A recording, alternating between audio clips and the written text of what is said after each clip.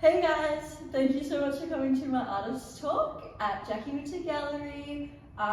Today I will be discussing all the pieces from my current exhibition, She'll Be Right, which is on until the 4th of October. So this is the first piece. It's called Snot Vase, and I learnt this technique at uni, the coil pot technique of ceramics. So basically it's just creating long bits of clay and then putting them in a circle, attaching them, and then putting another one on top, and another one on top, and another one on top, until it becomes a specific shape.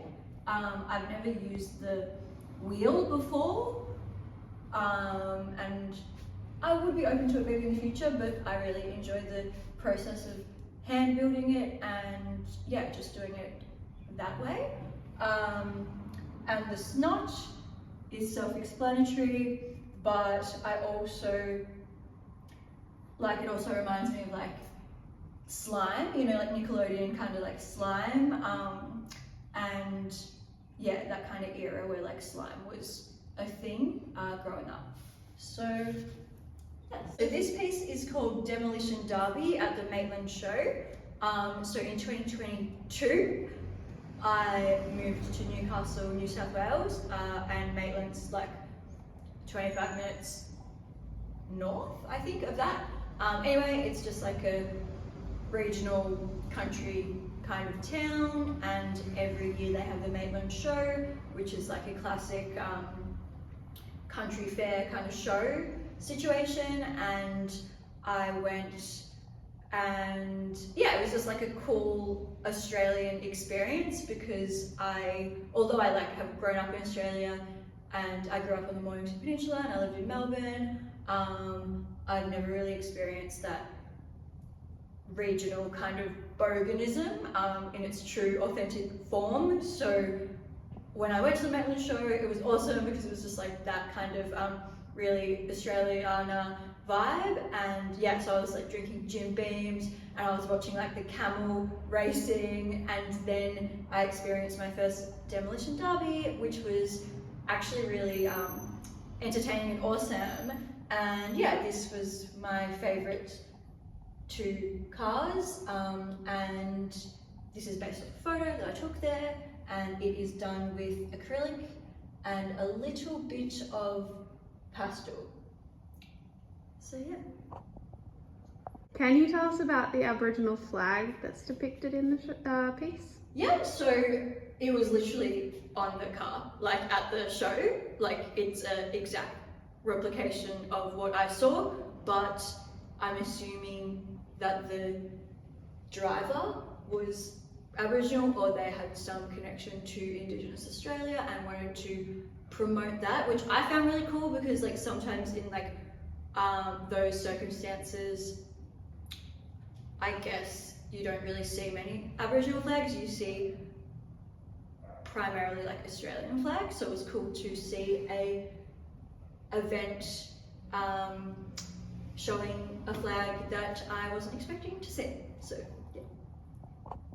This piece is called 10 Years, but I literally just thought of that name because I couldn't think of any other names, because the piece I did last year, but it's using watercolor and like kind of trippy characters to reference the kind of art I made 10 years ago, so that's why it's called 10 Years, because yeah, when I first started like making art seriously, I used watercolor a lot, and I experimented with like weird faces and like characters and stuff. So yeah, it's just like a tribute piece to that era in my life. So this piece is called Beach Bod, and it is obviously mixed media. So I painted this self-portrait, and then on the other side there's another self-portrait which I'll show you, but yeah, I painted a self-portrait of me when I was in Newcastle. I painted these, and I was going through some body dysmorphia at the time, and low self-esteem body issues. So I painted these to kind of reclaim that my body. So yes, that's that. And then I had them just sitting in my studio for ages, and I wanted to do something with them for this show, but I wanted to elevate it, and I always thought it would be awesome to add different textures and fabrics and stuff, but I personally am not very patient, so I don't have the patience for that. So I was thinking about what to do with it, and then I met an incredible creative person called Ebba, and she's from Sweden, and she is great at sewing and super creative. So I asked Ebba if she would collaborate with me on this piece. So she, did everything other than the painting pretty much. These borders, all these hand sewn buttons and jewels, and lots of found objects. And we even went down to St Kilda Beach and Port Melbourne Beach and like scavenged for like driftwood and random plastic things, and then we incorporated them into this piece as well. So yeah, I guess it's about like the body, the female body, also about my relationship to the ocean, because I painted it in Newcastle, and that was a time where I was like going to the beach a lot, and I really am like my most authentic self when I'm like near the beach. So this is the back of that piece, and again, a self-portrait of my body and found objects and knickknacks that Ebba and I found together.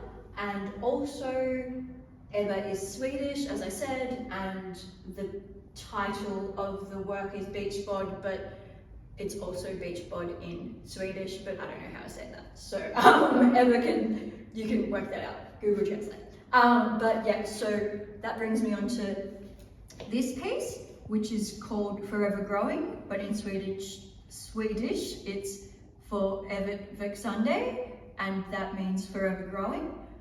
So it's actually like a really random, crazy coincidence that I met Ebba, because I went to Sweden in 2023 and I created this work about my time in Sweden.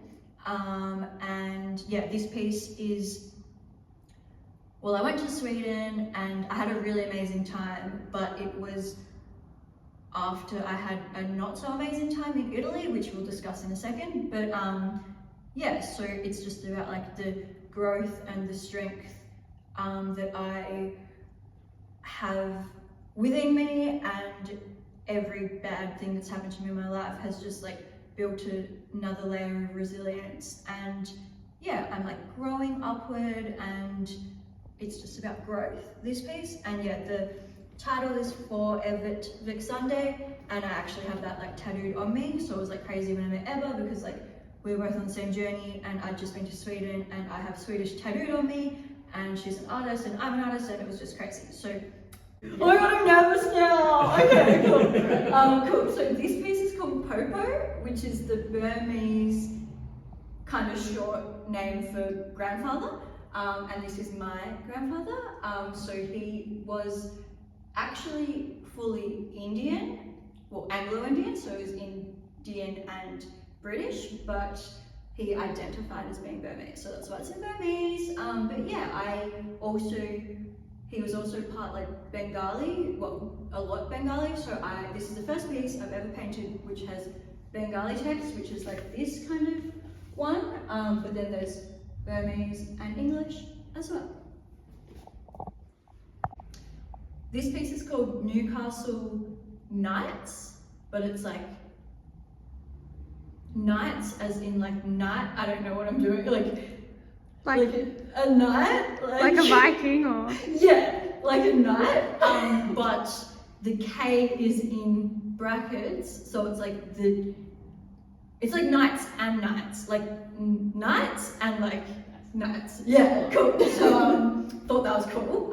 So anyway, as I said previously, I lived in Newcastle for 2 years, and this piece is just about my whole 2-year experience and how I transformed throughout that 2 years, and I like grew more resilient again, and it was like a soul searching kind of vibe. And I just went there, I just packed the car with my 2 dogs, I moved to Newey, and I came back, and I packed the car again with the 2 dogs, and I came back, but so much happened in that period of time, and I have my dogs to thank for that, but I also have the Newcastle Knights team to thank for that, because I discovered a new sport along the way. This piece is a collaboration again, so my first collaboration with Eva, and now this collaboration is with Darcy, and Darcy Vecchio. Does anyone know Darcy Vecchio? Oh, dude! Yes, I do. Oh, yeah. I'm an AFLW fan, so I'm a big fan of Darcy. Oh my god, that's awesome! Darcy's actually like pretty big. Like, Yeah. they're a big name. They're a big name. So I'm very lucky. So I met Darcy. They're also an artist, obviously, and an AFLW player. So they had an exhibition at my friend's gallery, Honeybones, and that's when we met. And then I was like, oh my god, I love your work. And you, as like a representative of so many different communities, like they're non-binary and they're Chinese Italian and they're a footballer and an artist, which is like all my favorite things, so that's awesome. So we connected, and then I asked them to do this rug, and I designed the rug design, but they tufted it. So yeah, that's the collaboration, and it's about our grandparents. So Darcy's mom is Chinese and their dad is Italian, I'm pretty sure, and then my mum's side is Burmese, and then my dad's side is Australian. So yeah, that's what this piece is about. This piece is called Cleanse, and I was saying before how I went to Sweden, and before I went to Sweden, I did an artist residency in Italy, in Naples, and unfortunately, it wasn't a great experience. I'd been to an artist residency previously in Mexico, which we'll also talk about, and the Mexican residency was like the best experience of my life, and it was life-changing. But yeah, this one sucked, which is fine. Things go wrong in life, and you just have to learn how to overcome them, which is what I did by smoking ciggies in the bath every day. But yeah, that was my way of coping. That's my way of coping. Well, it was at the time. Now I have better strategies, my meds. But yeah, at the time, I was just in a really dark place, and it was scary because I just got pickpocketed as well. So I had no money, and there was a lot of things going wrong in Italy alone by myself. Well, not by myself at the residency, but the other people were like weird. Anyway, long story short, that's just me at my residency. So this is obviously a table, and I didn't make this, but I commissioned someone to make it, and then I painted it. So, and it's also my design. So yeah, I'm obsessed with it. It's really cool, and yeah, that's kind of all. It's just a cool table. These pieces are ceramics. I haven't really done ceramics in 10 years, so I learned the coil process at university, and I haven't really touched it since then. So I wanted to do a new medium for this show and really relearn how to do ceramics. So I feel like I achieved that, so that was awesome. I won't go through all of them, but you can. This piece is called Indra, the weather god, and that is the Hindu god of the weather.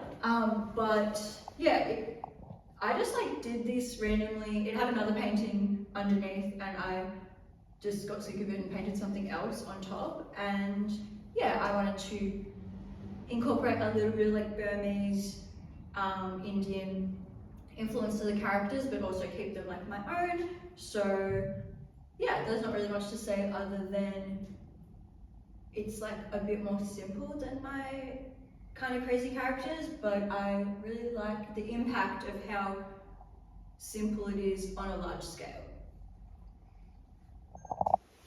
So yeah, in 2019, I quit my graphic design full-time job, which I hated, and I went to South America, Central America and Mexico, but there was too many places to paint them all in this time for the show, so I just chose my 3 favorite experiences, but also they're also based off these little trinkets that I got there when I was there, so each are like based off the trinket.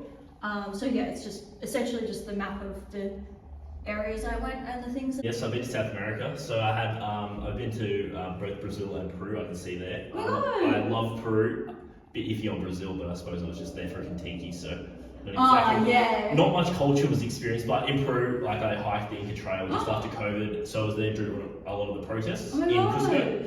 So yeah, it was a very interesting experience and a very formative experience to be there, like during such a time of change. So these wooden hangings, my partner and I were just walking the streets of Brunswick East, and we came across these in the hard rubbish, like these 2 wooden shapes. They were like dark green, and I was like, that'd be cool for my show. So yeah, I used them, and I literally just like used the shape as the guide, and I created the design based off the shape, if that makes sense. So I did it like on my iPad, so like imported the like shape into the iPad, and then I did it. But yeah, it was quite challenging, to be honest, because yeah, like this one kind of looked like a butterfly obviously already, but like that one was hard. Like I don't know how I even thought of that, to be honest, but yeah, that's all regarding that. Should I go to the next one?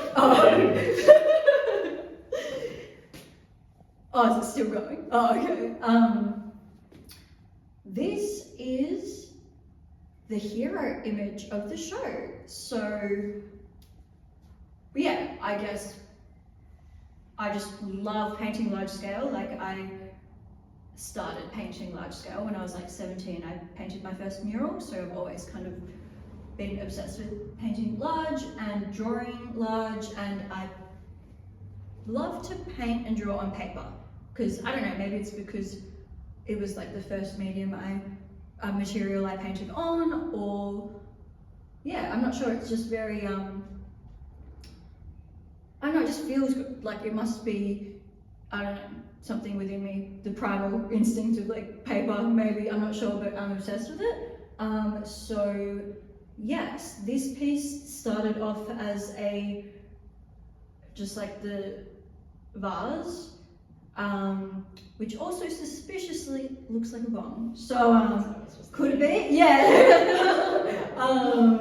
So yeah, it was kind of like meant to be like inoffensive, but if you look closer, like you see maybe potentially a bomb. Anyway, it was also, I don't know how much I can say on YouTube, but the first bong I ever smoked was this rainbow shape, and it was this shape and this colour scheme, and it was like in my friend's mum's kitchen, and we didn't know what it was. We thought it was like a kitchen appliance, and then yeah, one thing led to another, and that happened in my life. So that's just a funny, like, it must have just happened subconsciously in my brain when I was painting it. But anyway, it's a vase, it's not wrong, so it's all good.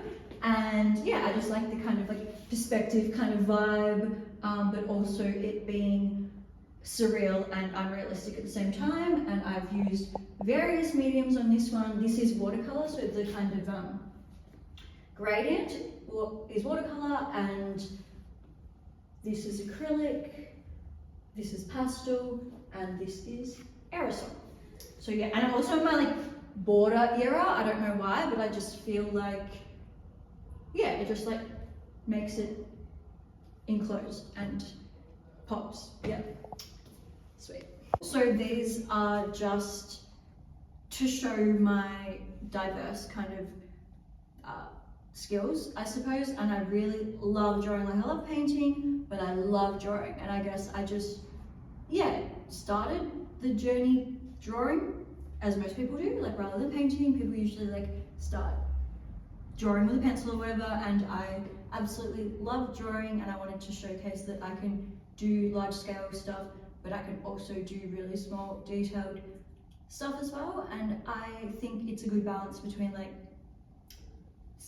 intense like detail and simplicity, and yeah, it's giving kind of like printmaking vibes as well, which I also studied at uni. So this piece is called La Smorfia, which means the grimace in Italian. I also painted this in Italy, and it is not a calendar. Everyone's like, explain the calendar piece, but it's actually not a calendar. It is there's meant to be 90, but I only got to 30, and then I was just like, they'll get the point. But basically, I did my artist residency in Naples, and in ancient Neapolitan culture, they're just a very superstitious kind of like spooky, witchy kind of culture, and they did a lot of like tarot and like cartomancy, like card readings and stuff. And this piece is based off the game called, well, it's more of a lottery called La Smorfia, which is the dream lottery. So basically, if you have a dream about a specific thing, for example, a cat, a pig, a hand, a bean, a bum, a pig, etc., etc. Oh no, that's the police, lol. But if you have a specific dream about one of these things, that correlates to a number, and then that's the number that you put on the lottery, and then it's meant to be a lucky number kind of thing. So that's kind of the vibe of the ancient game, which has, I'm not sure if they still do it anymore because there's like the actual like Tesla or whatever now. But yeah, it's just interesting how like lottos and lotteries and stuff have been around since ancient times, and in Naples, yeah, they had 90 of them, so cool. Oh my god. Okay, next one. This piece is obviously a ceramic bowl, and it says Free Myanmar on it, which is Burma, and that's the country my mum was born in. I would twist it, but we can't, but it says, You can try it. It's got museum wax on it. oh, it's working. Oh, cool. And that says Free Palestine on that. So that's the Burmese flag, and that's the Palestinian flag, obviously. And yeah, so like in Burma or Myanmar, there is an ongoing genocide going on as well, for almost pretty much the same time as the Palestinian ongoing genocide has been going on as well. So, but yeah, a lot of people don't know about the Burmese one because the Western media doesn't cover it, because I guess Western media or Western governments don't get any financial rewards or resources from Burma, so there's no point in kind of showing it on TV or whatever. Whereas Palestine, the whole Palestine genocide is a very big thing in the USA and Australia, and there's a lot of like Western ties to that. So yeah, it's just showing that, like, I guess obviously free Palestine, but also free everyone else as well that's suffering. And the rice is obviously an Asian staple, and then the flour is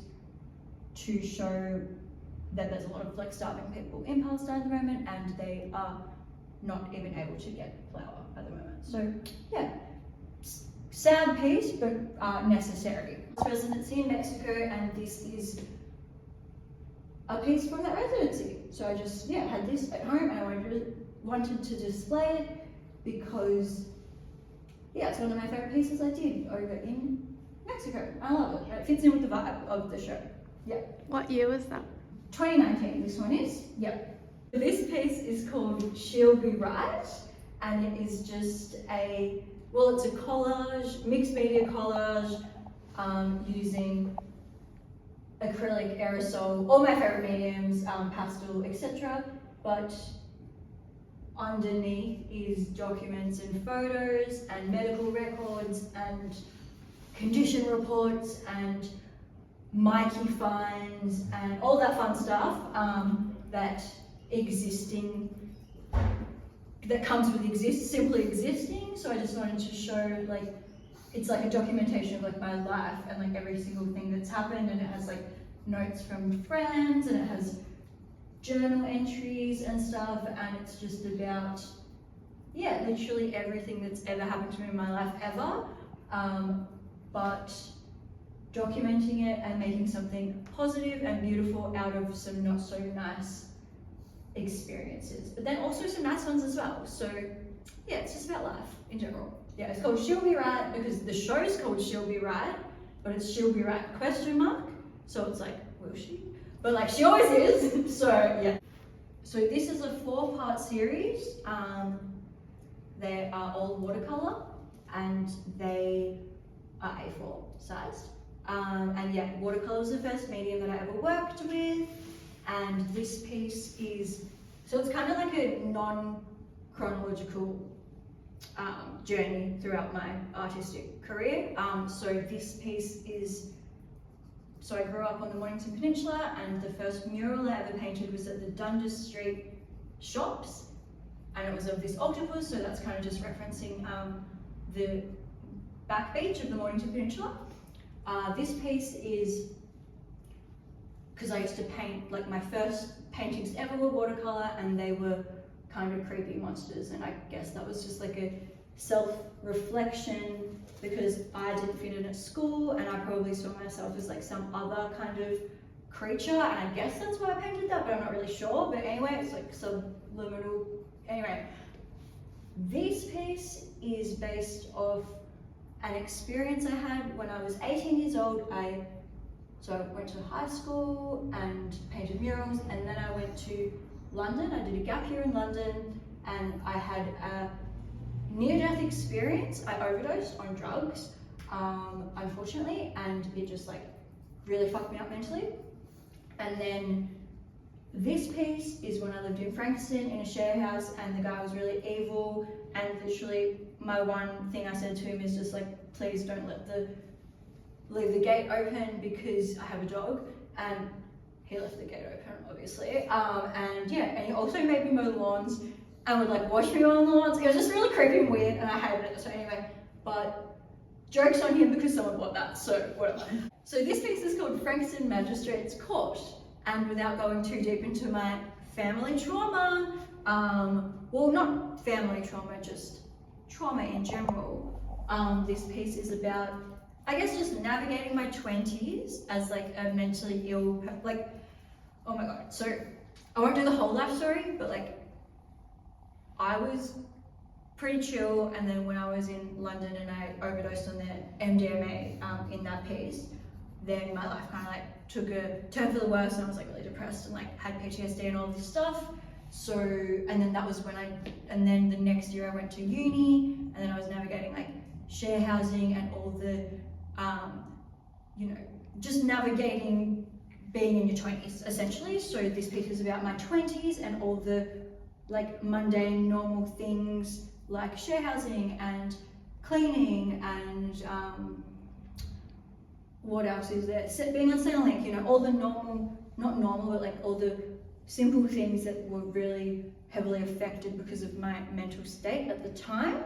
So yeah, it's just about everything I've been through. And yeah, if you have any questions, let me know. Any questions? Any questions? Any questions? Okay, what's your question? Okay. Why the butterfly? Okay, I don't know. Okay, moving on. Actually, I guess like just like growth and... What about the yeah, chain? exactly. The chain on the butterfly, is there anything? Yes, the chained up butterfly. So that's, yeah. Yeah, you're breaking free. Breaking. Thank you. Thank you. Is this rolling? Yeah. Okay, awesome. Well, okay, let's go. We need more interaction. Anything else? Okay, cool. Everything is intentional, guys. Like, I don't think you realize. Like, the intention is real. Okay, cool. Any other questions? Why the chain on the butterfly? Breaking free. No, just like, well, it's true. It actually is true, but like without being like cliche or whatever. Like, it's like, yeah, it's like weighing down, I guess. Like, I've been weighing Is that down. a rat as well? That is a rat, yes. Tell me about that. Well, so I lived in St Kilda in a share house over COVID, by myself over COVID, and it was like amazing. And then I met this chick and my lease was running out and she was just like, live with me and my partner. And I was like, yay, let's do it. Anyway, we moved into this like really old rickety share house and I just got Arnold. So he was 6 months old at the time, tiny, and he went under the house and ate rat poison. And he was like 6 months old and he's looking at me, memories. Anyway, so he ate rat poison under the house, but I didn't know that, so like I thought everything was fine, so he came back up and he was just like shaking and being weird, and I was just like, oh my god, something's wrong. So we rushed him to the vet and then he had to get 2 blood transfusions and they put him in a little incubator like a little chicken. And the vet said if I'd come in 10 minutes later he would have died. So it was like really hectic and scary and I had no money. The moral of the story is I have no money still, but at the time even less. So I was just stressed about that, and then he got 2 blood transfusions and I asked them who his donor dog was. Because he said the donor dog's coming in, and I'm like, oh my god, what? I didn't know they got an actual real dog. I thought they just had like blood in the fridge. Like I didn't know they had like a real dog. And then I'm like, oh, what kind of dog is it? And they're like, it's a pit bull. So Arnold has pit bull blood in him, and that's why he's so tough. But anyway, so then this is what's the beauty about like going through all this stuff and like being poor. So then like I was like super poor and I was just like, oh my god, like my child is gonna like die. And then it was gonna cost $3,000, and then I did a GoFundMe, and like previously I'd be like ashamed, I guess, to do a GoFundMe, but I'm like, no, like people love me and like they love like Arnold, obviously, how can you not love him, he's so cute. But like, yeah, I guess building an art following and a community for so long really paid off, because I made the $3,000 in like a day. 2 people donated $500 anonymously. It was like so beautiful, and he got the procedure done and now he's perfect and everything's awesome. And oh my god, he knows. Anyway, and then as a thank you, I did a print of Arnold, like I drew a picture of Arnold and I did prints of it and I mailed it out to everyone that donated, and he did a little paw print stamp on it. So yeah, if that's that story, but there's a story for every other single thing, so we won't have time for that. But yeah, that's just one example of what's happened in my life. Cool. So this piece is called Women of Myanmar, or Burma, whichever you call it. But anyway, my mum was born in Burma, and when she was 3 or 4, they moved to London, and then when she was 16, they migrated to Australia, and she grew up here. But yeah, I'm Burmese. I'm a proud Burmese-Australian artist, and yeah, I try to incorporate as much Burmese folklore and kind of cultural references as I can into my work. So yeah, this is just a tribute to the women of Myanmar, because oftentimes women are forgotten, but they do all the important roles like the cooking and the cleaning and the sewing and a lot of the time these are acts of resistance in war-torn countries, by looking after the soldiers or whatever. Like that's their contribution, which is amazing. So yeah, I'm really proud to be Burmese, and I was even lucky to go to Burma in 2013 when like there was like a little break from the military regime. But yeah, so that sucks that I can't go there anymore, because I would have loved to go there, but it's too dangerous at the moment. But yeah, if you want to go home and look into it, it's really sad. But anyway, they're just women in my caricature style in their traditional dress, and the hairstyle is a traditional Burmese hairstyle, and the stuff on the cheeks and down the nose is called thanika, and it's a traditional Burmese cosmetic, and it's good for the skin, and it's like a sun protection, and it's made from grounding like bark off trees, and it comes in a paste and you can put it on your face. So yeah, that's the end, and thank you all for coming. Yay! Woo! Does anyone have questions about the piece? The 3 fingers. Yeah. That is great question. Oh my god, that is such a great question. So the 3 fingers is a symbol of resistance in Burma. So like whenever like students are protesting or people are making a video about Burma, usually they have the 3 fingers up as a sign of hope and resistance. What about the third eye? Well, that's just a reference to my older work. So like when I first started painting and drawing when I was 16, I got a lot of inspiration from like cartoons and stuff, like Our Real Monsters and Nickelodeon creatures and monsters and trippy kind of mambo like Australiana, but also like Salvador Dali or like surrealism and stuff. So I guess yeah, the third eye is just like a nod to that, and just like it's just a part of my journey, and I guess like mixing the third eye kind of weird monsters, because I at high school I felt like a weird monster, like because I was like different than my peers, because I grew up in a predominantly white neighborhood and I just didn't fit in as like a queer Burmese artist person. So then that mixed with my Burmese heritage has led me to creating work like this, and this is where I am now as an artist at 29 years of age. So that's that. Yay! Cute. Cool.